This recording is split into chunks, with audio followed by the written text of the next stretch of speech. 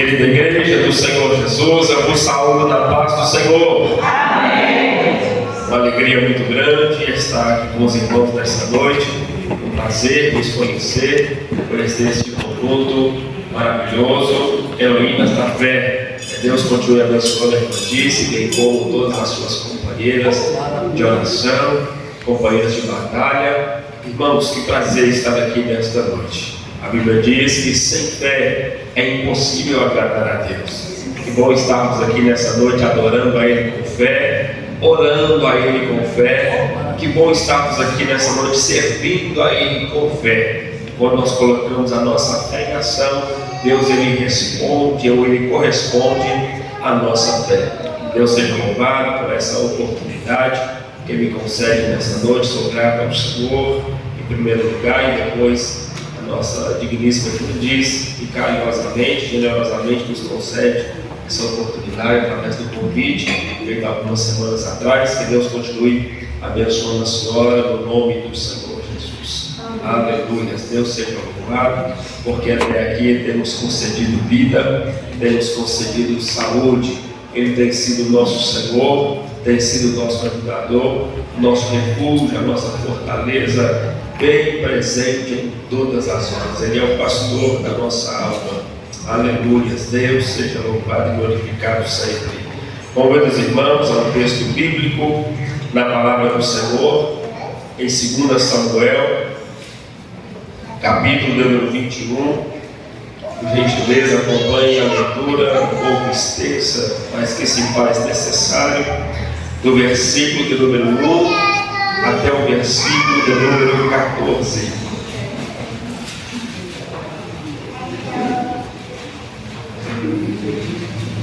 Livro de 2 Samuel, o segundo livro escrito pelo profeta Samuel, capítulo 21, do versículo de número 1 até o versículo de número 14.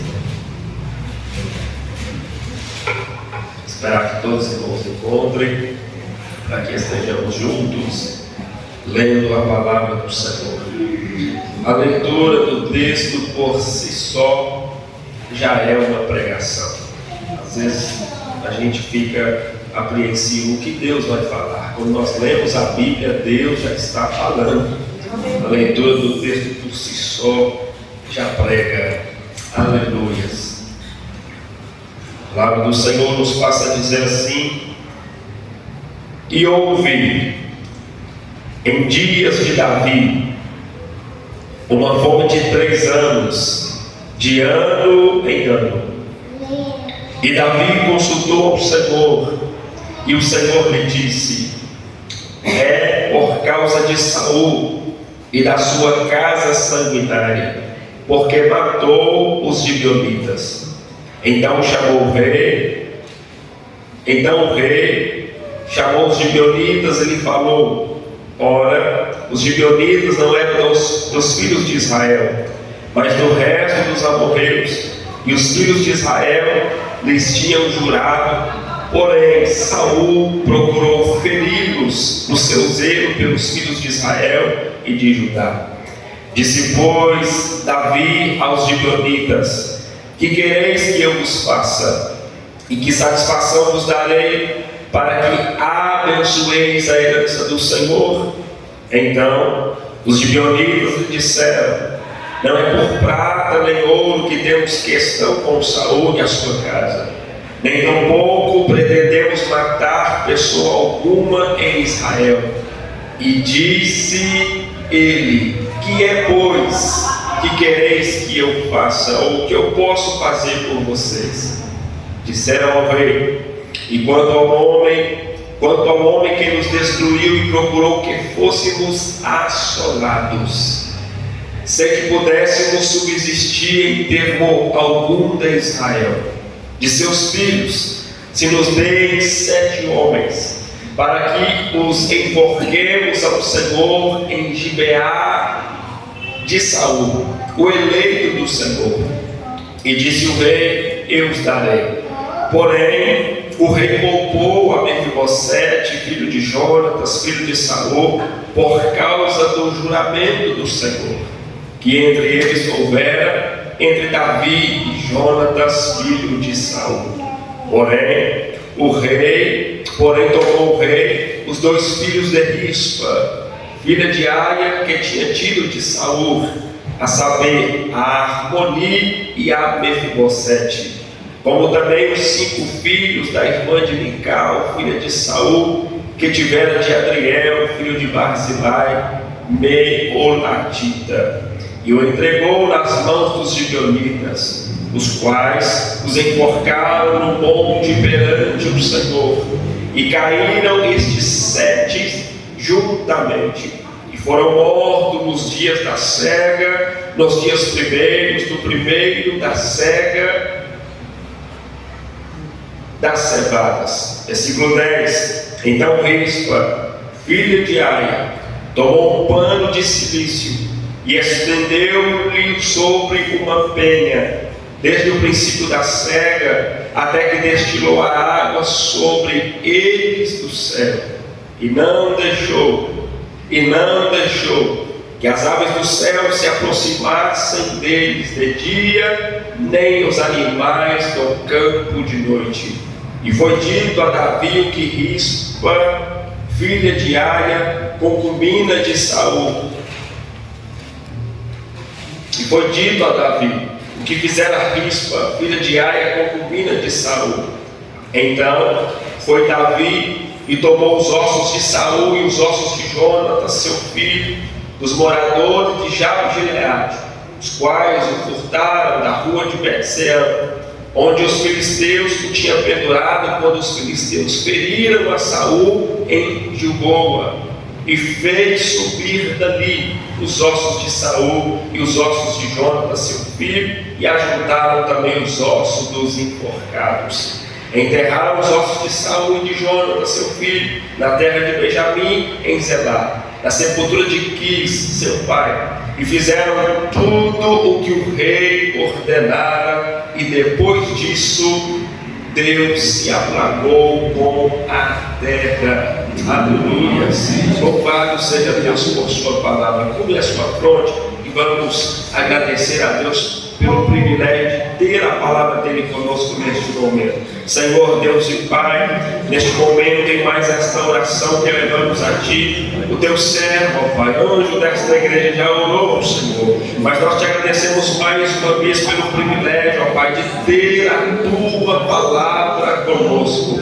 Deus querido, queira neste momento abençoar, queira neste momento, meu Deus, em nome do Senhor Jesus, manifestar graça, sinais e prodígios pelo poder que há na palavra do Senhor, em nome do Senhor Jesus. O Senhor vela pela sua palavra, e por causa dela que eu estou aqui nesta noite, transmitir aquilo que o Senhor colocou no meu coração para a tua igreja, e que o meu Espírito que me inspira nesta noite, possa esse Espírito fazer aqueles que têm ouvidos ouvir e entender, e sair daqui, Deus, tomando posse do milagre, sendo ouvintes e praticantes da tua palavra e desfrutando os teus milagres em nome de Jesus. Quantos creem, dizem amém. Amém. Aleluia, louvado seja Deus.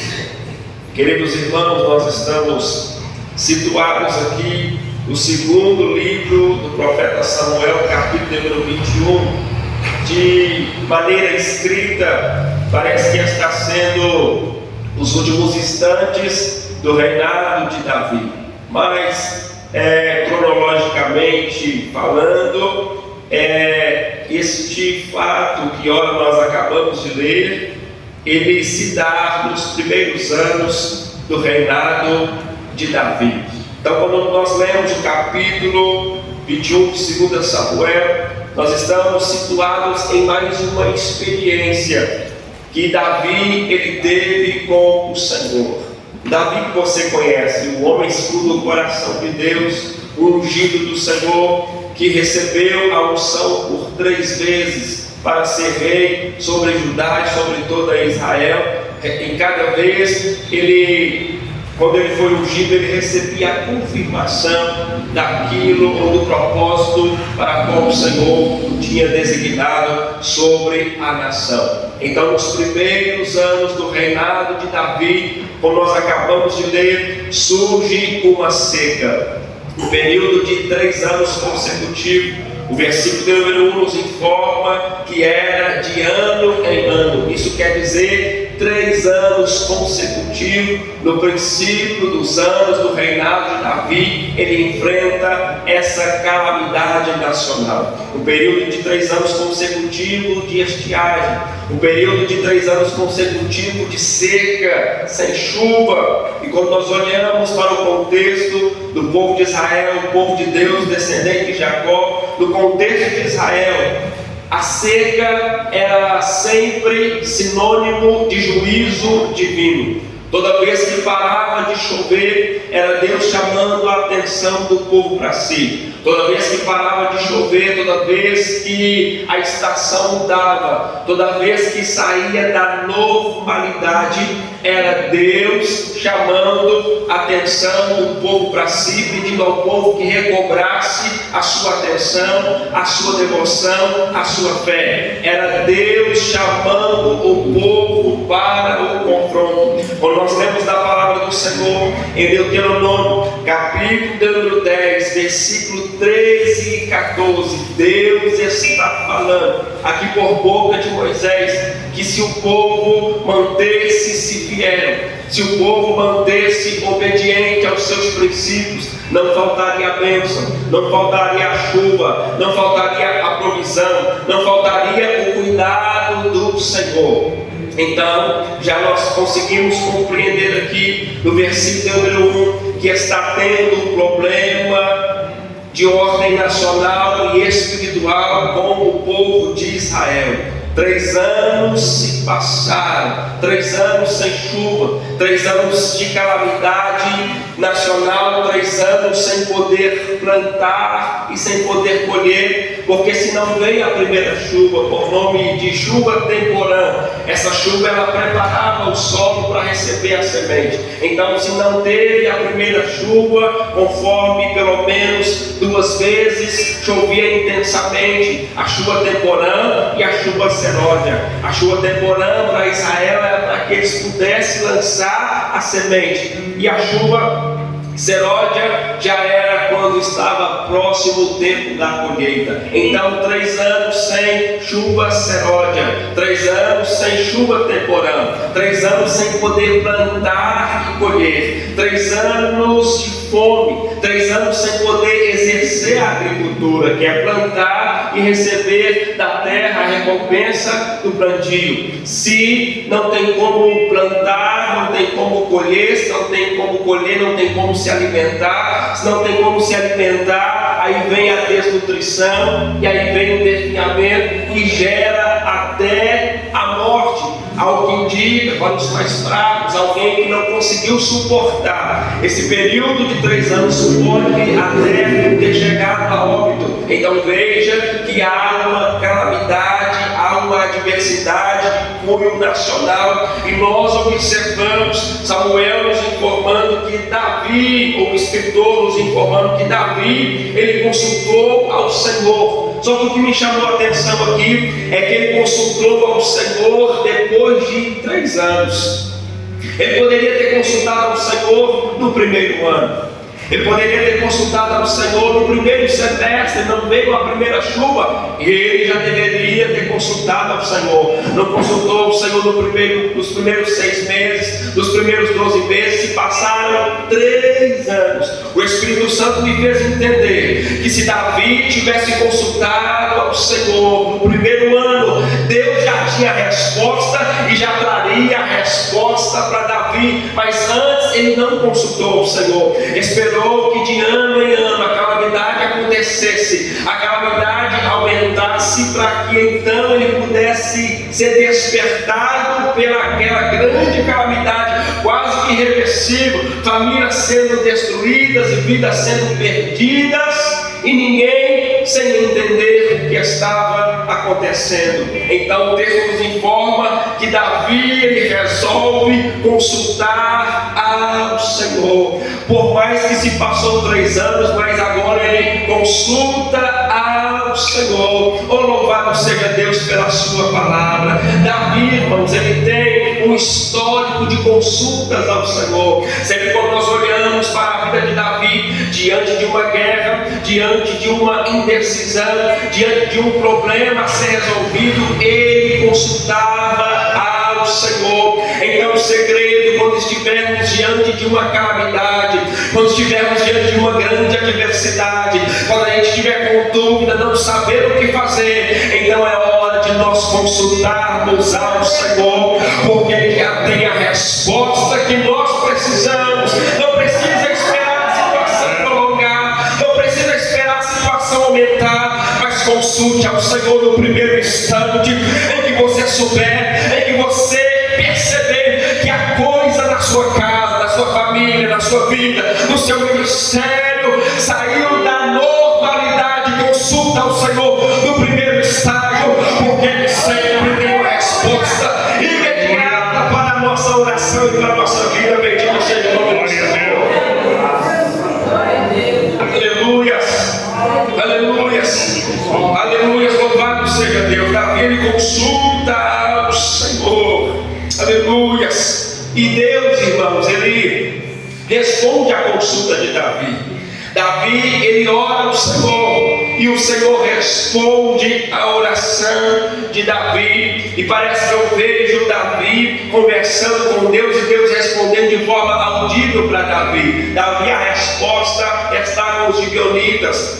Vai conversar com os gibeonitas, porque essa calamidade, essa fome, essa seca, essa estiagem de 3 anos está acontecendo por causa, ainda estamos no versículo de número 1, parte B, por causa de Saul e da sua casa sanguinária. Essa casa sanguinária aqui representa Saul e os seus descendentes. Saul e os seus filhos estavam envolvidos na matança dos gibeonitas. Então, quando Deus ele fala com Davi o porquê daquela calamidade, o porquê daquela seca, Davi entende. Então ele vai imediatamente, depois de ter consultado ao Senhor, agora ele vai consultar os recursos da terra. Primeiro nós consultamos ao Senhor, o Senhor nos dá a direção, e depois nós vamos consultar os recursos da terra, aquilo que Ele colocou à nossa disposição para que os nossos problemas sejam resolvidos. A aliança com os gibeonitas foram quebradas. Saul, irmãos, ele desprezou o juramento que foi feito há 400 anos atrás.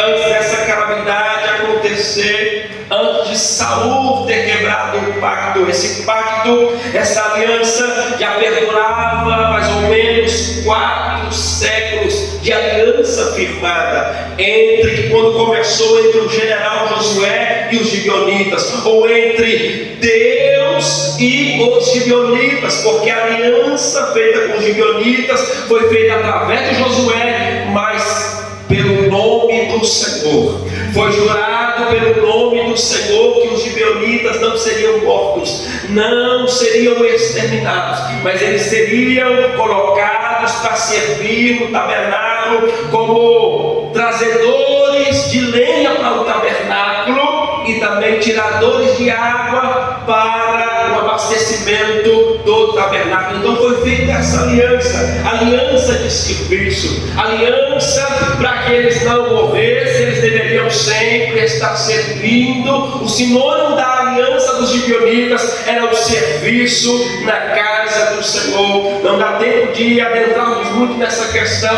mas em Josué capítulo 9 nos dá os detalhes desta aliança, porque quando Josué estava chegando aos termos de Canaã, os gibeonitas ficaram com medo de ser mortos pelo Josué, porque nada estava parando o povo de Deus, na sua peregrinação, na tomada da terra prometida, porque eles estavam debaixo de promessa. Então nós observamos aqui que, com medo de serem mortos, eles fingiram que vieram de uma terra distante, colocaram vinho velho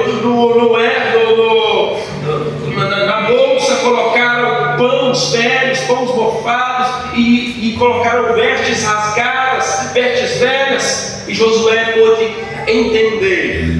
Ele não consultou ao Senhor, ele entendeu por si próprio que os gibeonitas de fato vieram de longe, não faziam parte dos termos de Canaã, por isso fez aliança com eles. Josué não consultou ao Senhor. 400 anos depois, Davi, ele teve que consultar ao Senhor para resolver o problema que foi criado lá atrás, mas que, pela bondade e misericórdia do Senhor, acabou sendo gerado em aliança. Era para ser maldição, mas a maldição se tornou em bênção. Aleluia. Josué não consultou ao Senhor diante daquela decisão para com os gibeonitas, mas Davi, ele consultou ao Senhor. Oh, louvado seja Deus pela sua palavra que nos exorta aqui nesta noite. Então Deus está dizendo a Davi: Saul matou os serviçais do tabernáculo, Saul matou aqueles que foram escolhidos para o fornecimento de água e de lenha para o tabernáculo. Por isso, irmãos, que Deus se enfureceu. Acabou o serviço na igreja, acabou o serviço para o tabernáculo. Por isso que Deus se levanta, porque quando acaba o serviço, quando acaba a adoração, Deus se levanta e se posiciona, porque na casa do Senhor tem que continuar sempre o serviço, tem que continuar sempre a adoração, tem que sempre continuar a prontidão, porque esse é o sinônimo de que o Senhor nos escolheu. Ele nos escolheu para que nós fôssemos desse fruto e que o nosso fruto permanecesse. Louvado seja o nome do Senhor pela sua palavra. Deus está dizendo a Davi: aconteceu injustiça, a aliança foi quebrada, aconteceu um grande dano. Eu gostaria de ler com os irmãos em 1 Reis, capítulo de número 3, versículo de número 4, se você puder abrir a sua Bíblia. Saul, irmão, não tinha nenhum direito de exterminar os gibeonitas, porque os gibeonitas, nessa referência que nós vamos observar, você pode observar aí, eles até abrigaram o tabernáculo, além de fornecer água, além de fornecer lenha, eles abrigaram o tabernáculo, abrigaram a tenda do Senhor, a arca da aliança, a presença de Deus, o trono de Deus, que era a arca da aliança, estava no meio dos gibeonitas por algum tempo. Então Saul não teria nenhum motivo, a não ser pela vaidade, a não ser pelo orgulho, a não ser por interesses políticos, de destruir os gibeonitas. A palavra que Deus colocou no meu coração nesta noite para trazer para a igreja é que as alianças que foram feitas no nome dele não podem ser quebradas. Passou 400 anos de aliança e Saul decide quebrar. Alianças feitas em nome do Senhor não podem ser quebradas. Casamentos que foram feitos em nome do Senhor não podem ser destruídos. Consagrações que foram feitas diante do Senhor e em nome do Senhor, passa o tempo que passar, tem que permanecer, porque se foi feito em nome do Senhor, como diz o profeta Isaías, passará os céus e a terra, mas as palavras do Senhor não vão te passar. Então fique alerta, você servo do Senhor, como os gibeonitas, você servo do Senhor. Nós não podemos de maneira nenhuma quebrar a aliança, passa o tempo que passar, se esta aliança foi feita em nome do Senhor. Aleluia. Deus, ele não muda, a sua palavra não muda, e as alianças, os compromissos que foram feitos em nome dele também não mudará. Aleluia. Louvado seja Deus pela sua palavra. Versículo número 3. Davi então conversando com os gibeonitas, ele disse: o que eu posso fazer por vocês? Depois de entender o motivo, a tragédia, o problema, a situação, a calamidade. Os gibeonitas respondem: nós queremos 7 homens, 7 descendentes de Saul, para serem enforcados em Gibeá. Gibeá era a cidade natal de Saul. Gibeá era a cidade onde Saul nasceu, desenvolveu, e era onde ele adorava ao Senhor. Ou seja, aonde Saul adorava ao Senhor, aquele que quebrou a aliança, nós queremos enforcar 7 descendentes dele no lugar que ele adorava, no lugar que ele servia ao Senhor. Aleluias! Quando eu olho, irmãos, para este cenário, eu vejo aqui uma necessidade de sacrifício, uma necessidade de expiação pelo pecado de Saul. Os gibeonitas estão dizendo: assim que acontecer, que você nos deu 7 descendentes e nós enforcarmos ele na cidade natal de Saul, então a aliança será feita novamente, a aliança será resgatada, a aliança será restaurada.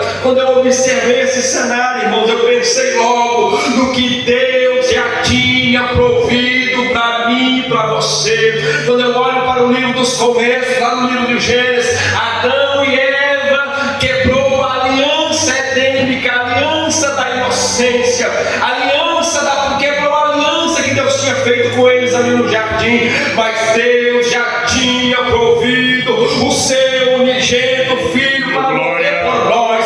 E quando Jesus chegou ali em Lucas capítulo 22, ele vai dizer: esta é a nova aliança no meu sangue, que será derramado por vós. Então aquilo que os gibeonitas queriam fazer, Deus já tinha feito, Deus já tinha preparado desde a fundação do mundo, para que eu e você estivesse aqui nessa noite, desfrutando dessa aliança, desfrutando dessa graça, desfrutando desse compromisso que ele fez conosco desde a fundação do mundo. Oh, louvado seja o nome do Senhor pela sua palavra. Aleluias! Dentre os 7 descendentes de Saul estão os 5 netos e os 2 filhos de Rispa. Aleluias! Conforme, aleluias, nós observamos aqui na palavra do Senhor, outra coisa que me chama a atenção está aqui no versículo de número 7. Porque um dos filhos de Rispa chamava Mefibosete, como nós vemos no versículo 8. Mas no versículo 7 nos apresenta o Mefibosete que nós já conhecemos, que nós já somos familiarizados com ele, o filho de Jonatas, aquele que Davi fez aliança com ele em nome do Senhor, que cuidaria quando ele chegasse no trono, preservaria a sua descendência. O Mefibosete, filho de Jonatas, descendente de Saul, era aleijado, conforme você conhece, era defeituoso, ele tinha dificuldade para se locomover, ele quase que era para o exército, para a sociedade imprestável. Ele não prestava para servir, mas ele exigia serviço. As pessoas tinham que ajudar a ele, ao invés dele poder ajudar o exército e coisas semelhantes para a sociedade. Mas quando eu observo na palavra do Senhor, eu vejo Cristo. Quando Davi ele poupa o Mefibosete, filho de Jonas, por causa da aliança que ele tinha feito com ele. Esse Mefibosete aqui, ele era descendente de Saul, ele estava em meio aos escolhidos dos, aleluias, dos gibeonitas.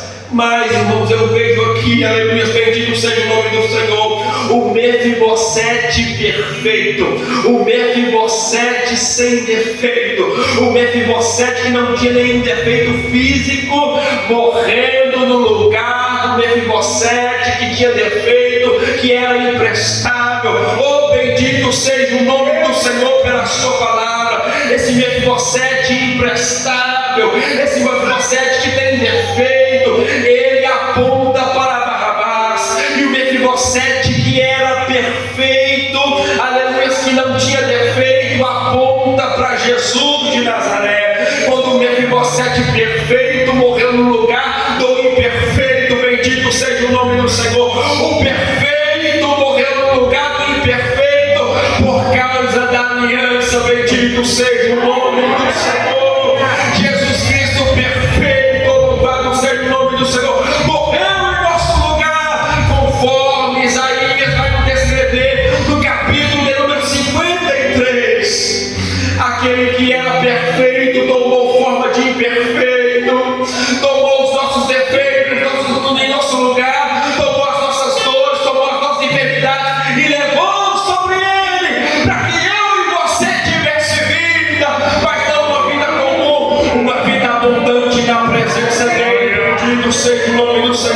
pelo poder que há na sua palavra.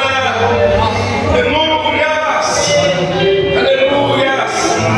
Então o texto nos informa que esses 7 homens foram enforcados. Esses 7 homens, as suas vidas foram ceifadas.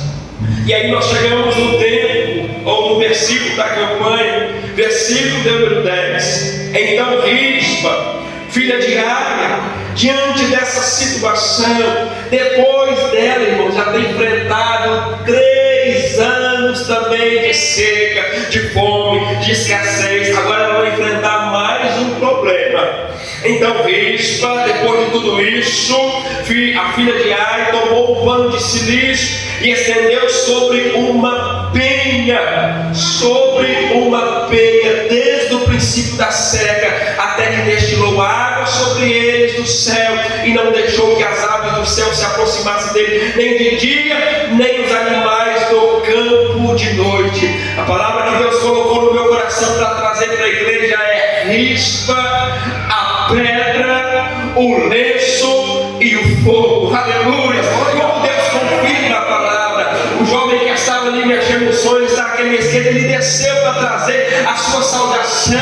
Ele falou aquilo que Deus colocou no meu coração, está queimando aqui nesta noite. A Rispa, ela esteve na pedra, aleluia, por um período de 6 meses, conforme nos informa o versículo número 10, no princípio da seca, ou seja, quando era para vir a chuva temporã, ela estava ali. 6 meses depois, ainda ela estava onde? Na pedra. A pedra, irmãos, fala da base, que nós não devemos sair dessa base. A pedra fala da nossa estabilidade. A pedra aponta para Cristo, que nós devemos estar firmados sempre nele, firmados na rocha. Bendito seja o nome do Senhor pela sua palavra. 6 meses de vigília na pedra, apenas com um pano de silício, um pano duro, um pano que até arranhava a pele, um pano sem muita beleza, feito apenas com peles de cabra, da silícia, um pano grosseiro. E ela esteve ali em vigília por 6 meses. O Salmo de número 18, versículo de número 2, o salmista vai dizer: o Senhor é o meu rochedo, o Senhor é o meu lugar forte, o Senhor é o meu libertador. Aquela pedra apontava para Cristo. Enquanto você estiver firmado em Cristo, você vai ficar 6 meses, 1 ano, 2 anos. Quanto tempo for esperando o natural voltar para a sua normalidade, esperando a normalidade da vida, esperando a graça costumeira descer sobre a tua vida, você vai ficar nesse tempo firmado em Cristo. Jesus, ele te fortalece, Jesus, ele te renova, Jesus, ele te encoraja. Se você estiver firmado no Davi dizendo: o Senhor é meu rochedo, o Senhor é meu lugar forte, você terá firmeza, você terá estabilidade. Vai vir a tempestade, vai vir a adversidade, vai vir os problemas, mas você vai se manter no mesmo lugar, firmado em Cristo, firmado na promessa, firmado na rocha, e o nome dele será glorificado na tua vida. Bendito seja o nome do Senhor. Estejamos firmados em Cristo, não saímos da rocha. Passa o tempo que passar, o melhor lugar está sobre Cristo. Bendito seja o nome do Senhor. Aleluia. Oh, louvado seja Deus. A pedra, irmãos, representa aqui para nós o lugar da decisão, o lugar de permanência, o lugar de base, o lugar de resistência.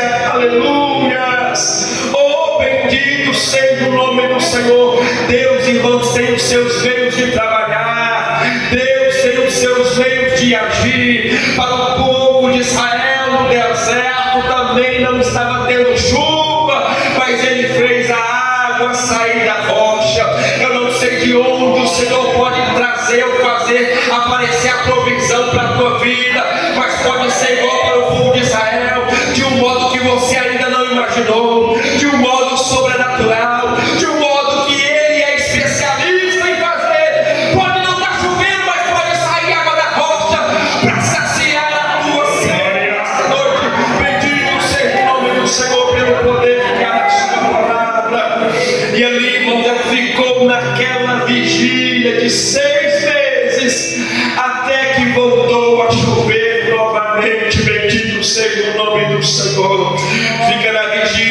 fica na rocha, fica na presença, fica no propósito, fica no chamado, fica na consagração, fica na oração, fica no jejum, até que volta a chover. A chuva representa a normalidade de Deus na sua vida. Bendito seja o nome do Senhor. Aquilo que é comum na vida dos servos de Deus, aquilo que é comum na vida daquele que anda por fé, todo dia experimentando o milagre, a provisão do Senhor.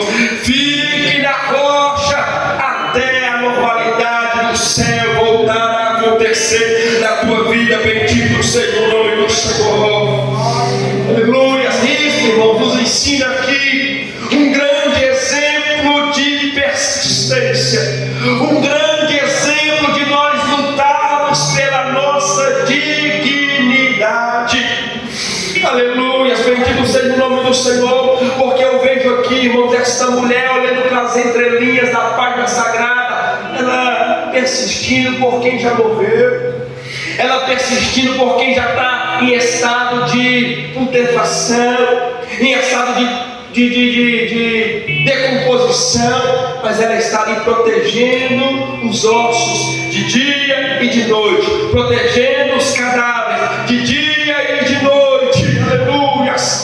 E eu fiquei, irmãos, encantado com a persistência desta mulher, porque os mortos que estavam ali não correspondiam com a persistência dela, mas Deus, que está vivo para todo sempre, chegou o momento dele corresponder. Persista, por mais que a situação pareça irreversível, persista, por mais que pareça que o casamento já está morto, parece que o ministério já está morto, parece que a resposta não vai chegar, parece que dessa situação não vai sair uma recompensa, não vai sair uma resposta, mas a resposta vai vir do alto, daquele que tem o controle da minha e da sua história. Bendito seja o nome do Senhor.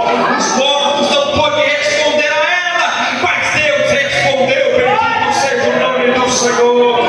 A resposta que você precisa talvez não vai vir da situação, mas vai vir do céu, direto do céu para o teu coração, para a tua mente, e o nome do Senhor vai ser glorificado na tua vida. Quem crê no poder que emana da palavra pode ter a tua liberdade levantada a tua mão e glorificar e exaltar o nome do Senhor. Oh, louvado seja Deus pela sua palavra.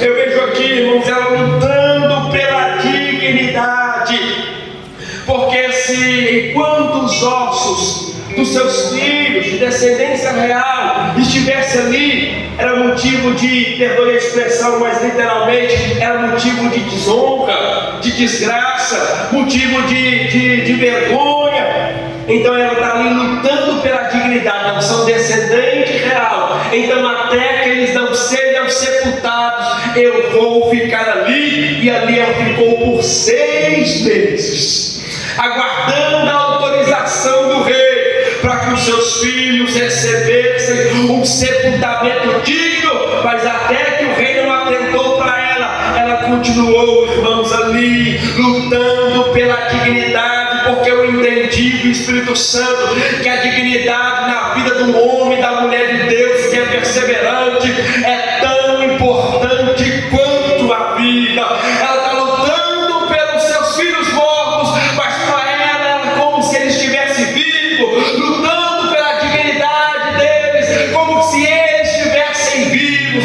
Lute, lute, lute pelo aquilo que Deus te deu, porque isso é digno, isso é glorioso diante dos olhos do Senhor. Luta em todo tempo, como que se isso nunca acabasse, como que isso nunca morresse. Esse é o desejo de Deus para a nossa vida. Bendito seja o nome do Senhor. Então ela está aqui lutando pela dignidade, porque a dignidade é tão importante quanto a vida. Ela está tendo respeito aos mortos, mas como se ele estivesse ainda vivo. Oh, bendito seja o nome do Senhor pela sua palavra. Glória a Deus. Louvado seja o nome do Senhor. E o versículo número 11, irmãos, nos informa o que foi dito a Davi. o que fizera rispa. Ou seja, chegou a notícia na sala do trono que Rispa passou ali 6 meses cuidando dos seus filhos que perderam a sua vida naquela tragédia por causa de uma aliança quebrada, e que essa aliança foi feita há séculos atrás.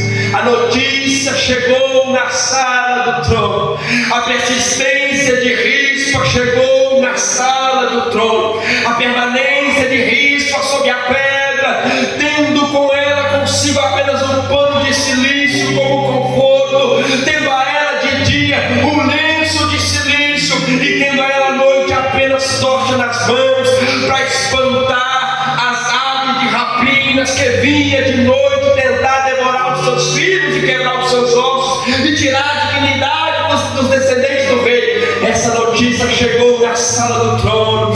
Continue na pedra, continue no Senhor Jesus, autor e consumador da sua fé, até que a notícia, a da tua persistência, até que a tua permanência vai chamar a atenção do rei. A tua persistência nesse propósito, nessa campanha, está chegando à sala real, está chegando à sala do trono, está atraindo a atenção do rei. E na palavra do Senhor eu vejo, aleluia, o escritor das crônicas nos escrevendo em 2 Crônicas capítulo 7, ele diz que se eu, sendo boca de Deus, se eu cerrar os céus e não houver chuva e o natural parar de acontecer, então se o meu povo permanecer, se humilhar e orar e buscar a minha face e se arrepender dos seus maus caminhos, então atrairás a minha atenção, eu ouvirei dos altos céus e virei, perdoarei o seu pecado e sararei a sua terra. Então, por causa da tua resistência, aleluia, a atenção do Senhor vai ser atraída nessa noite. E quem sabe nessa noite, com autoridade, eu profetizo sobre a tua vida, tu sairás daqui com a sua resposta. Persista até voltar a chover, persista até o céu se abrir de novo sobre a tua vida. Aleluia, essa palavra que Deus mandou trazer para a igreja, que está queimando no meu coração, vai voltar a chover, vai voltar a chover por causa da tua persistência, vai voltar a chover por causa da tua permanência. Volta mais, Espírito Santo. Se voltar a chover, você voltará a semear de novo, você voltará a colher de novo. Vai chover no teu ministério, vai chover no teu casamento, vai chover nas áreas da tua vida, e tu colherás os frutos da tua permanência, e tu colherás o fruto da tua insistência. Aleluia, bendito seja o nome do Senhor. Mas o que trouxe a chuva, irmãos, não foi simplesmente a atitude de Davi em entregar esses 7 descendentes de Saul, mas foi a permanência dessa anônima, a permanência dessa mulher que teve a sua história registrada entre as histórias dos reis de Israel. Oh, bendito seja o nome do Senhor. A nossa história, irmãos, ela está juntinha com a história de Cristo, porque nós somos co-herdeiros de Cristo, herdeiros de Deus e co-herdeiros de Cristo. Fazemos parte também da história da realeza do maior rei dos reis e Senhor dos senhores. Oh, louvado seja Deus pelo poder que há na sua palavra. Voltou a chover, irmãos, porque ela não deixou que as aves se aproximassem, que as aves de rapina, ela não deixou, ela não deixou. Não deixa, não deixa, não. Não deixa, não deixa, não. Protege, protege, protege, protege com o pano de silício. O pano de silício trouxe marcas para o corpo de Rispa, aquele pano grosseiro